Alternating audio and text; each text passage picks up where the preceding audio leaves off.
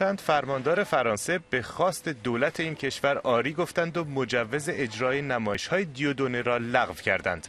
طنزپرداز جنجالی فرانسوی متهم است در نمایش‌های خود از لحنی یهود ستیزانه و نژاد پرستانه استفاده می‌کند. روز سه‌شنبه فرانسوا هولند رئیس جمهوری فرانسه با اشاره غیر مستقیم به این طنزپرداز گفت: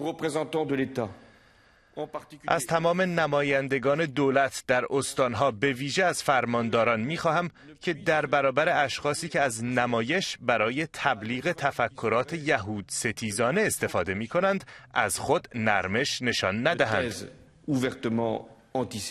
اما وکیل دیودونه نظری دیگر دارد.